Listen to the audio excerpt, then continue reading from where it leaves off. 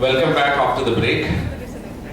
I'll not take much time, not more than 5 minutes probably, before I hand over to my colleague Prasant. I just want to brief you, maybe next 5 minutes, what exactly, whatever Mr. Kaushik was able to convey. But from the industry perspective, in this kind of conferences, whenever we see the young people, we try to grab a couple of minutes to convey the reality, what's happening in the industry when it comes to the innovation, when it comes to the digital technology transformation, how it is moving on. Since 2 years, 2016 onwards, we being the leader in the IT industry, Tata Consultancy Services, there was a mandate from our CEO, all of us to make sure that to learn something which is happening in the industry trends today. So if I claim that, maybe this is my 22nd year in TCS.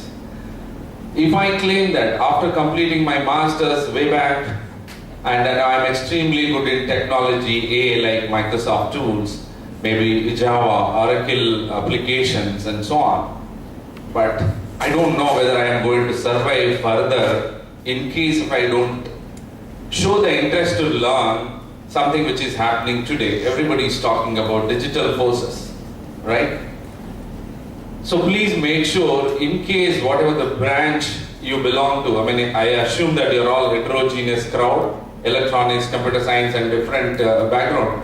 If I claim that I'm good at DSP, if I'm good at, let's say, Oracle, Java or any of the technology, you may be able to survive in any of the organization probably 3 to 5 years. Beyond that, please make sure to learn and be part of some of these 5 digital forces: social media, cloud computing, analytics, mobility, artificial intelligence and robotics. You may have some kind of a doubts that, we being an IT organization, how can these people are talking about artificial intelligence, robotics, being a technology organization?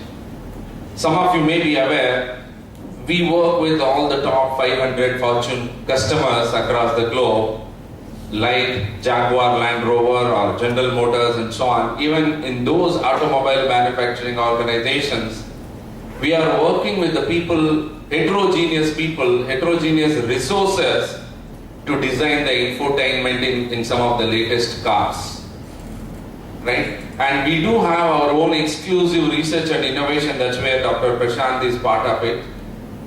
We are working with some of the, even M-Krushi is one of the tool which is going to help the agriculture sector. So the message what I'm trying to convey is, industries are connecting with diversified business sectors using these digital forces. So unless otherwise I am going to associate with one of that. If you look at social media, does that mean that I should have a Facebook ID and password and I should log into Facebook, Twitter and so on? Not exactly. Can I able to develop another similar kind of a tool if I am going to be an employee or maybe startup of my own company of whatever the sector? The sector can be an IT organization or a banking or a retail, insurance. Any sector you take, these are the digital forces are going to be, taking it in a very huge and fast growth to grow any of the organization across the globe. For example, if I want to start a small restaurant maybe next to this institute, I don't know how I'm going to do my marketing by sitting maybe in Bangalore. But using some of these social media, which is helping to grow bigger, global, be it a restaurant or any kind of business.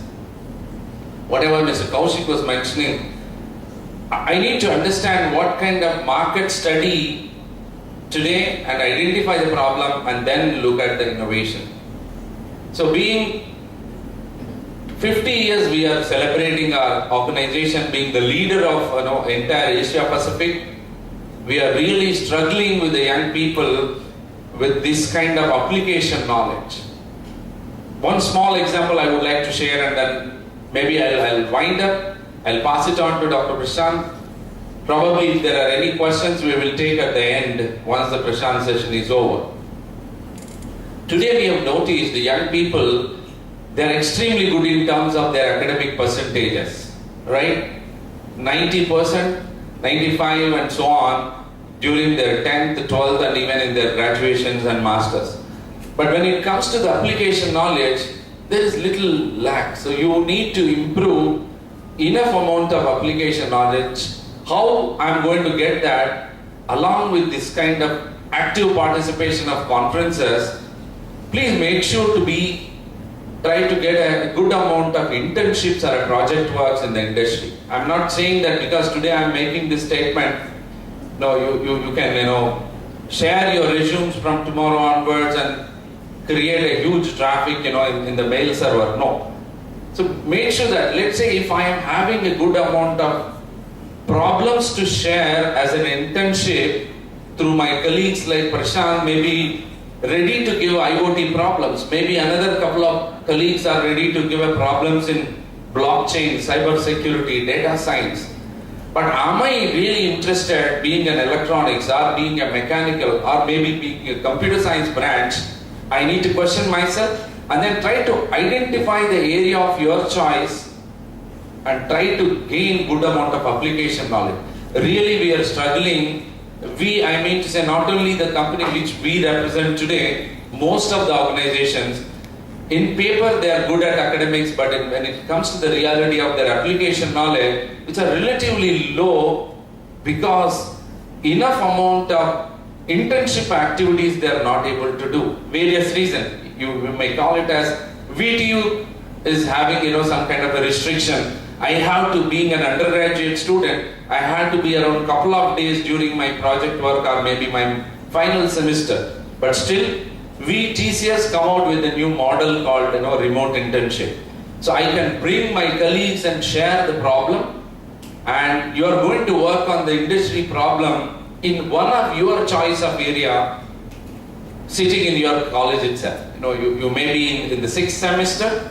From 6th semester till you come out of your college, you can work on this kind of industry problem. Today we have noticed some of the young people are, just for the sake of this internship or a project work, they are joining in some institutes by paying X rupees and trying to purchase those, which are really not able to express what they have done when it comes to the recruitment process, which is really a concern to all the stakeholders, including industry.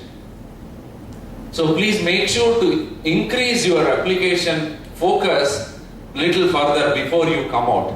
Being a true engineer and active members of this IEEE, you need to very actively go through any kind of journals and magazines and know that what's happening in the world. Being a true engineer, I'll give you one small example and pass it on to doctor.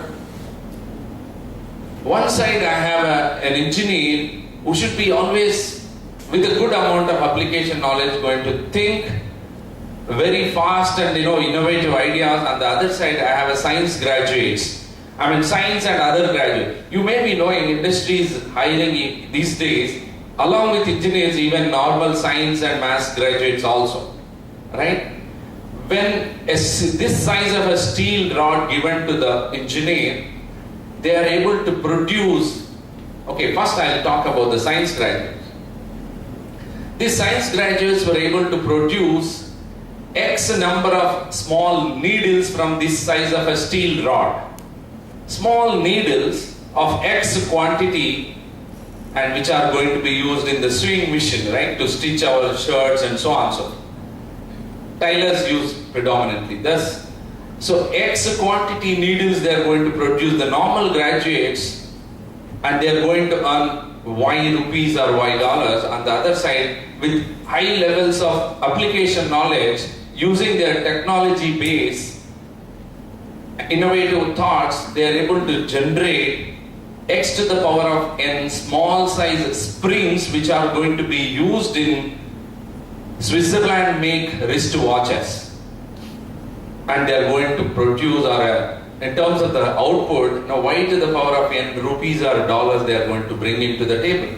So you see the real difference between the engineer, true engineer and a science graduate. So with that, I would like to thank all the stakeholders who made me also to share my views before I pass it on to Dr. Prasant.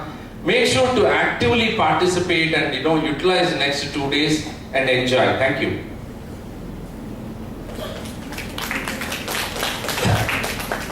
Okay, good morning everyone. So I will be talking about the subject of IoT and changing gears from what Ram has spoken to getting the technical tracks. And when I was given this subject to talk about, I was not sure what exactly to share information with you because this is such a common technology these days, right? You think of IoT as a bunch of devices which basically stream data to some point in the cloud and you are done with your job, right? But I have a very different take of this entire domain, and that's why I call it the conservative view of IoT, which means that I act as a devil's advocate in this field. And I want to point to certain aspects which I believe we are not doing things the right way in IoT. And that's the problem. So the entire talk is about that. So it is a very pessimistic talk, but I'm sure when you go through the content of the talk, you'll be able to generate enough problems and enough useful problems from this. And that is the entire objective of putting this talk forward to you, with you. Okay?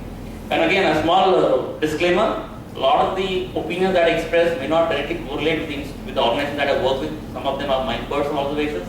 But I think you are the best judges for what I say.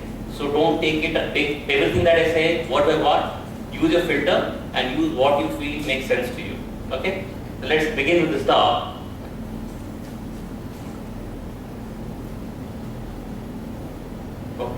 So before we start this concept of IoT, I think it's important to set the stage because we must all understand where we all started from and how we ended up in the era of IoT. And if we understand this transition, we will understand why we do what we do. Okay? Let's set the context first. So, and this is one of my very basic and favorite slides that I want to project to you, which I call the history of computing. So if you go back to the early 60s or 70s, so that was the size of computing machine, right? And you had one, or not one, but many users using one computing machine, right?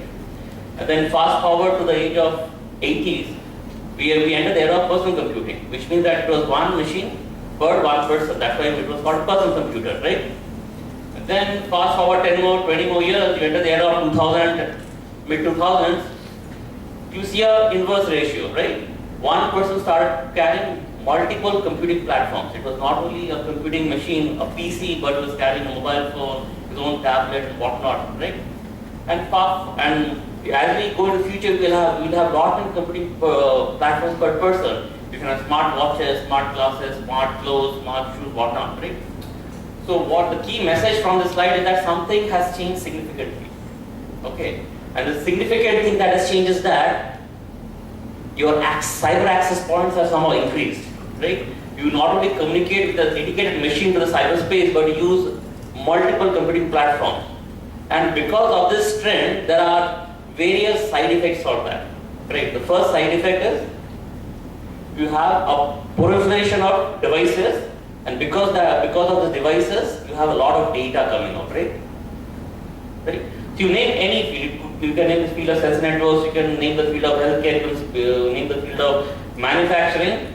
You have too many devices out there, and each device is giving you tons of data. So you have a ocean of data coming out from the devices. Second trend. The second trend is integration. Right. So we no more think about put one device, get some data, gather some value. Right. For example, if I was a person who was trying to make this room smart, it doesn't make sense for me to put one device, get data, do something with it. Right? Because maybe by putting 10 more devices, the cost may go up by point some x, but my value can increase multiple times.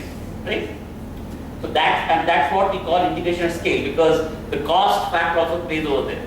So that's why we enter the era of large scale systems. And the third trend is evolution of the computing power of humans and machines, right?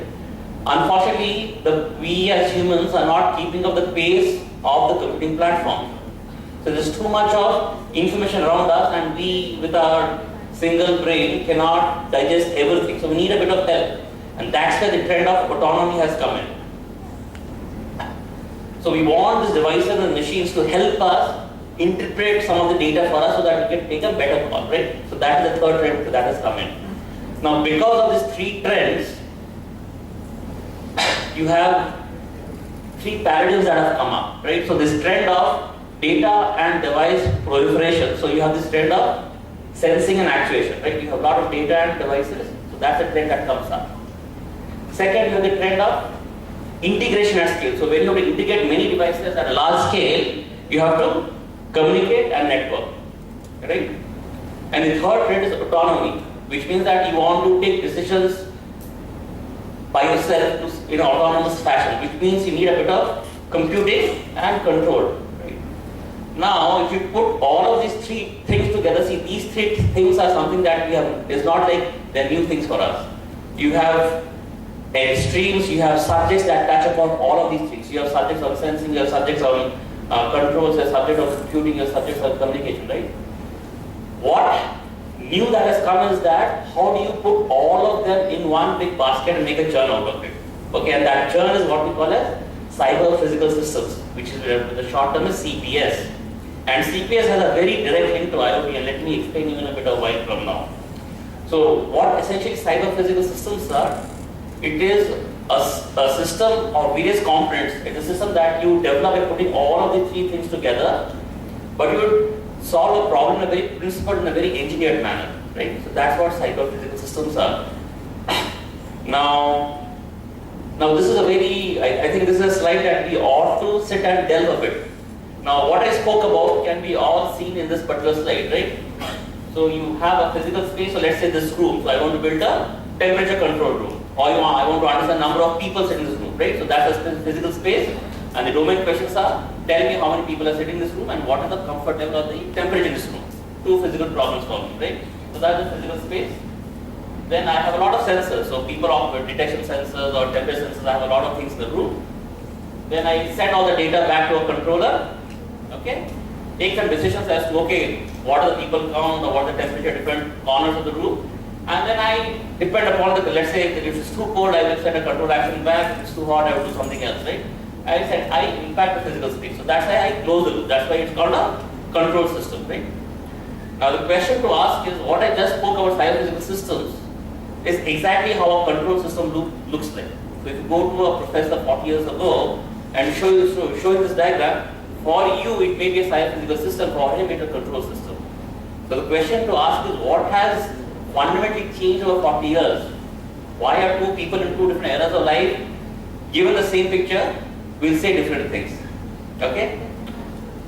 Now, the devil lies in the scale. Okay?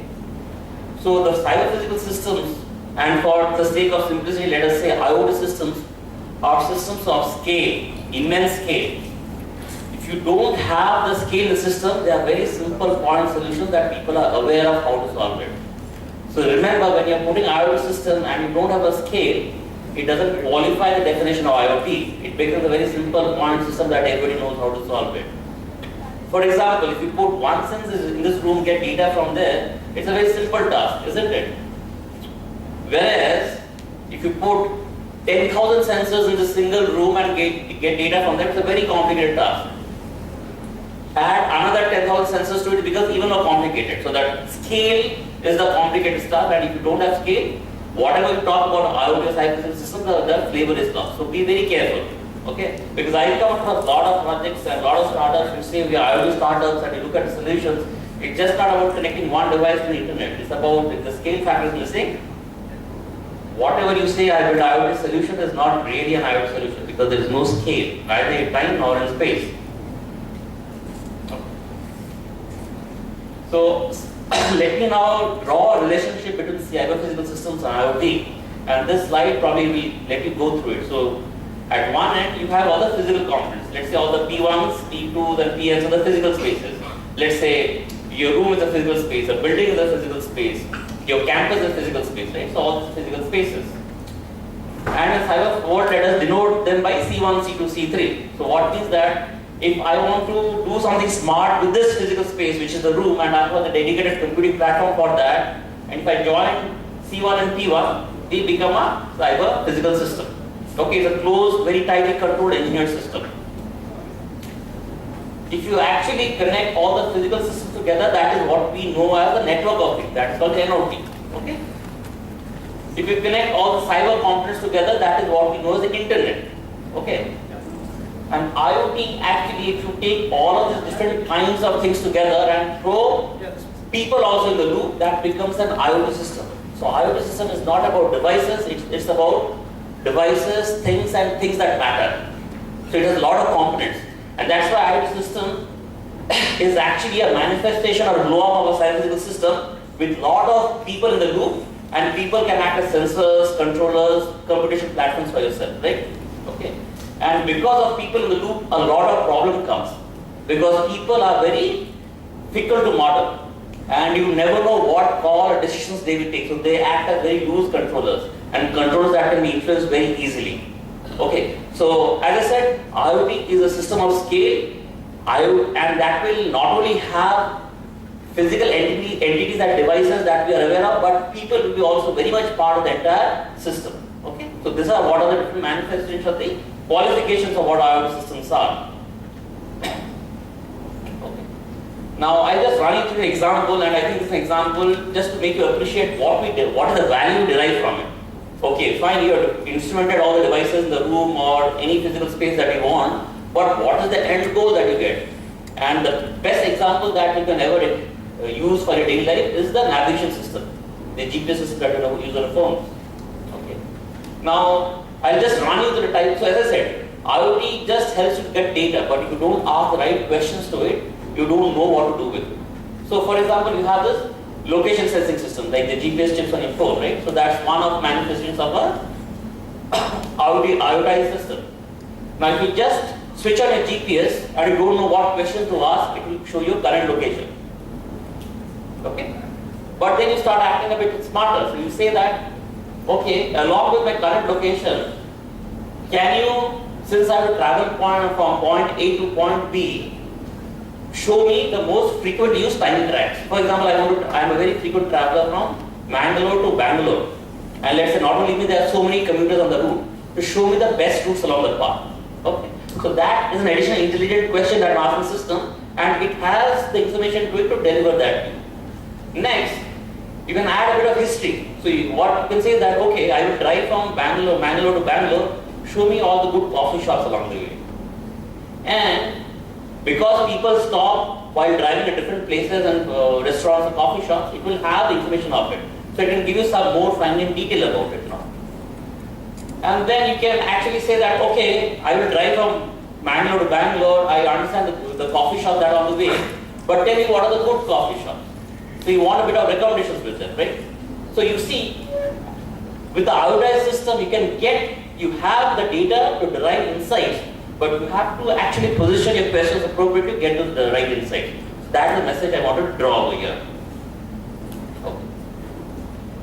Now I think this is the devil's advocate part of my talk. So I hope I have set the stage of what IoT definitions are, and these definitions are something that I personally believe in. Also, people may have different versions of it, but this I believe is a global version, and people have nuanced in various ways. And that's what I come back very severely hard on, actually. Okay, and that's what I call IoT past mistakes and future opportunities. Now, with all the background that I've given to you, this was for a very simple reason to define what IoT is, and I have taken a definition from the initial founders of IoT in the way back in the late 90s and early 2000s. So this was a simple definition these folks had in mind when they spoke about IoT, and the definition was as simple as on slide over there.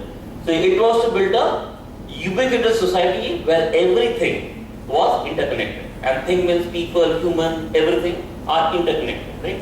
So that was a simple vision. So that was the wish list that this is how an IoT system should be. And the value proposition was also very distinct. Just like Kaushik in the morning was saying that, okay, you have a technology, but what do I use the technology for? What? So what's the value I will deliver from this technology? So the value that IoT should have delivered is the connected things will provide utility to people, which makes sense. Just like the GPS example that I told you, if you have that infrastructure, it is providing utility to people. Now, the digital shadow of the people will provide utility to an enterprise. Of course, just because you use your phone for navigation, phone is just like a personal avatar for you, isn't it? It has so many personalized records of what you do. when you go to sleep, when you wake up, whom do you serve, who are your good friends. It has so many information with you, right? What do you shop, what do you like, what you don't like, right? So that digital shadow is something that the enterprise will be interested in, right? So that was the business or value proposition of an IoT system. Now, if you keep these definitions in mind, and these are original definitions, these are not definitions that are misconstrued by anybody. These are all the definitions of the inventors of IoT. Now let us see what we have done with IoT as of today. Okay. Now what we have built is not a ubiquitous system, but we have built a system what I call as SCADA at scale. So if you know what SCADA is a very old side control systems. It's called supervisory control and actuation system, where you had a bunch of devices that spoke to a very dedicated control server. That's it. Right? So you have a SCADA for, let's say, solving industrial use case, you have a SCADA for solving a smart city use case, you have a SCADA for solving a location use case, and so on and so forth, right? So you have all of these different clouds or SCADAs that are there in the ecosystem, and on top you have this big, father of all cloud setting, which is Amazon, Google, Microsoft setting, right? And when we have to send any data from this end of this device to this device over here, I actually have to traverse through many of these, toll gates. I say the toll gates because you cannot freely transfer or access data from this point to this point. You have to pay a price for crossing these boundaries over here, right? But if you look at the initial vision of IoT, that was not the case. We wanted a ubiquitous society. We wanted data to exchange without these hurdles over there. But what we have landed up doing is we have started getting this cloudlets and a toll fee for getting your data left and right from that cloud fee. So that's the situation that we are in. Second is we have different names for IoT. We call it the Internet of, somebody calls the Internet of everything. Somebody will call it the Industrial Internet. We call it the connected universe. Now what that means is that, I as a common person, I start believing that maybe this company, when it says Internet of everything, has an IoT solution already provisioned. But what we have done actually is that we have not even changed a single line of code for building an IoT solution. We have just rebranded existing products with the flavor of IoT, in that yes, it's capable of dealing with it. Okay. So that's where we are at this point of time. Third is we have a war of standards. Okay. IoT, as I said, is a complex interplay of various systems, and there's a lot of problems going in it. So there's a big war of standards. So you have different consortiums. You have the threat consortium, you have the industrial consortium, and then you have IEEE say that, hey, you guys don't fight, we'll build standards for you. So there's a lot of standards going on. Okay. And these are the many assumptions that we use when we build an IoT system. The first, and I think these are the very important points that I believe we should take a note of. First is scale of the system. We believe the IoT system will have hundreds of devices and the devices will be very tightly coupled. Okay. Second is the device cost will be around $5 and above whatever it is. Now my very simple question too is that if let me say I was the administration of a college and tomorrow somebody come and I wanted to make this room smart. Now the question to ask is that what is the price of making this room smart? If I have to put a $5 sensor, which is let's say 500 rupees sensor, and I have to put let's say hundreds of them, it's a very costly proposition to make anything smart. But if I had a 10 rupees sensor, I had to put 1,000 of them, doesn't matter. So what I'm saying is that because the systems are very large scale and that will entail a lot of devices, the device price points have to be very cheap. And unfortunately, we are nowhere in the bracket of cheap devices. So devices are very costly and instrumenting the devices for getting a smartness out is very, very expensive these days. So I think that is a problem that we face a lot. Second is when we build an IoT system, we always build that on the assumption that we always have connectivity, right? Which is not a fact. It's not only in India, in any developed part of the world also it's not a fact. You don't have connectivity all the time. And unfortunately our IoT solutions do not cater to that limitation. You will have drops all the time. Okay. Now our data collection model is a very centralized model. So we believe that we'll have devices everywhere around, we'll get data, collect in one place and problem solved, right? But believe me, these systems are very large scale. A centralized model has limitations. It will go to a certain point. Maybe another 5 years it is good. For the next 50 years it's not a good model, right? And that's the path that we followed. We we have a very centralized way of looking at data, and because you have centralized data collection, your data analysis, search, control, everything centralized. And to give you a very interesting example, just like Kaushik was saying in the morning, so you know the smart locks these days, right? You have the smart locks in your door, you control with your phone app.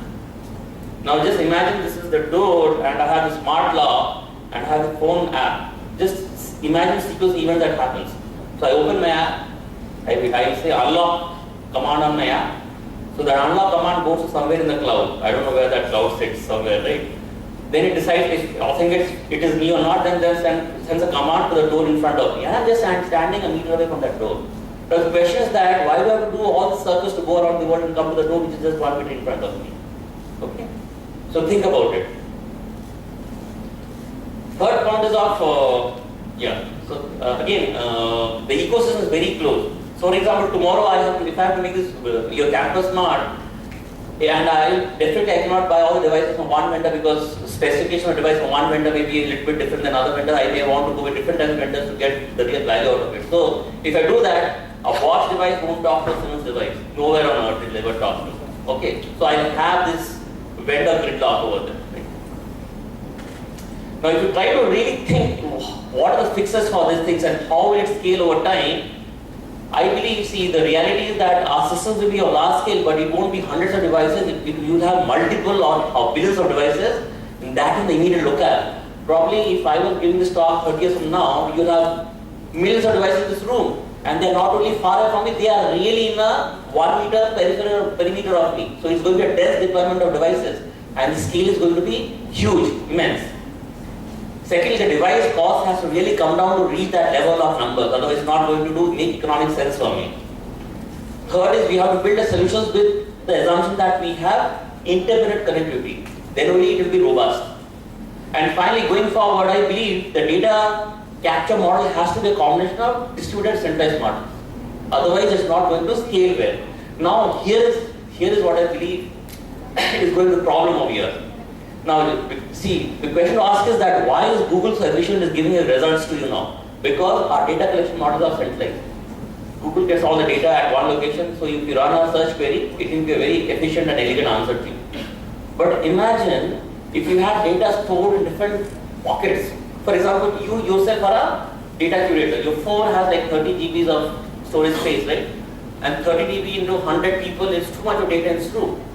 And going forward, the queries of the future won't be tell me the temperature of Mangalore. It will be tell me the temperature of this conference hall in this campus in Mangalore. Now, there is no Google on earth that can give you an elegant answer to that question because it doesn't have it first of all. Now, how would our systems work in that way, in that paradigm? Which means that, let's say I as Prasant launch a query in Google saying that tell me the temperature of this room in Mangalore in this campus. So, Google has to find out who are the people present in this periphery at least. So it has to first figure those people out. Then it has to figure out whether those people carry the data that I'm interested in. Okay. Third point, if they carry the data that I'm interested in, are they willing to share that data with me? If yes, how would that barter system look like? Will they give it for free or will they charge a price to me? And once I get the data to a central basis, then only I can launch my elegant search mechanisms. So I think this is a very interesting debate that I have with police all the time, asking them, what is the next Google going to look like? So I personally believe the next Google is going to be a company that can do distributed searches. And distributed search exactly the way will work exactly the way that I spoke to you just about, right? It's going to be a very complex paradigm.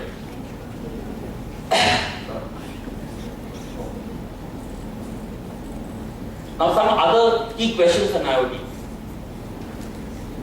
Now, because you have so many devices, so for example, let's say we have reached the price point of 10 rupees sensor and we have deployed, let's say, 100,000 sensors in this room. Yeah. Now, it is not physically possible for me to go and configure every sensor. So, let's say that there are 10,000 sensors in the room. How can I humanly go and modify the configuration settings for each sensor? Now, the question to ask is that what is that plug-and-play model for IoT? And that is what I call the US model for IoT. So, if you look at your USBs these days, I believe they are the best plug-and-play model because you put that stick on every tap machine on earth, it works. It does something in the background, it works. So I think going forward, our IoT devices have to have a plug-and-play model, and we don't know how that interface looks like. Otherwise, it's not possible to go and manually configure every device on earth. Okay. Next question is, on the analytics level. Now, I think as engineers, we shouldn't undermine the fact that units are very important numbers. So, for example, let's say a sensor, every sensor in this room is giving you a value at 25.6, right? So what does that mean? Is it degrees Celsius or degree Fahrenheit? Because they are very different. And they can really screw your system like anything. And the famous example of that is, probably if you read the history books of a lot of these Mars missions, in the early 90s there was a Mars mission that failed terribly. Because part of the code was written by the French in a non-SI unit, and part of the code was written by the Americans SI unit. So when the controller had to take a decision, it got the number with a different value, and you don't know what to do. For example, 25.5 degrees Celsius is very different interpretation than 25.5 degree Fahrenheit. So your controllers can really screw up. So when you get data, make sure you have a way to tell the machine what the unit of the data is. Because as engineers, it's not going to be Indians only coding, or the French only coding, Americans only coding, the entire world will be coding. So we have to have that transparency in units. Very important. Very simple part that can make your system break.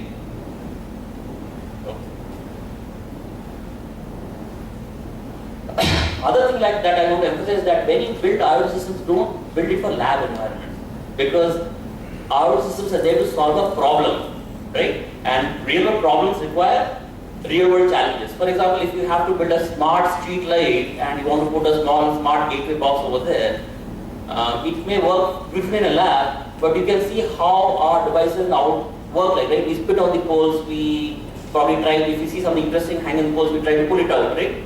So we actually try to mess with the device over there. So when you build devices and any type of cables around it, make sure you think from the real world perspective. And a very simple example to that was, and that's where, as Kaushal was saying, you must understand what is the need of the stakeholder. I remember around 5 years ago, I built what I believed was a smart water pump, which basically would give you measurements of water flowing through, how much water you use for irrigation, whatever, and I could control that with a phone app. And what we did was that we went to deploy or try out this smart pumps in a village somewhere in North Karnataka. And we were talking to a community of farmers, and I was very spellbound with the type of questions they were answering, and I had no answers for that, because what I had done is that I did not take the requirement for what they were looking for.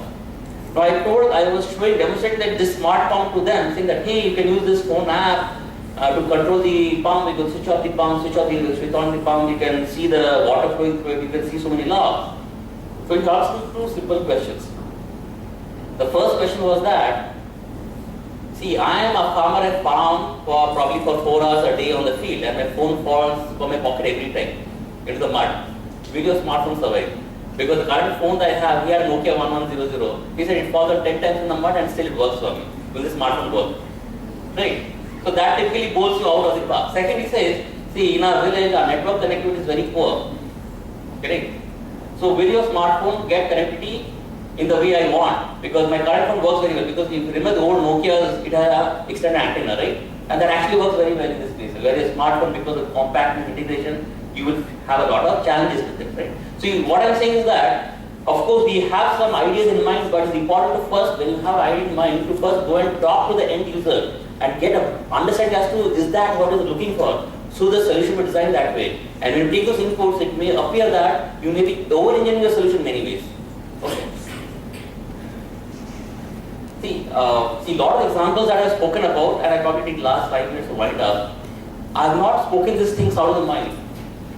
There are success stories of this kind that exist in the future, and one of the biggest success stories is of location-based services.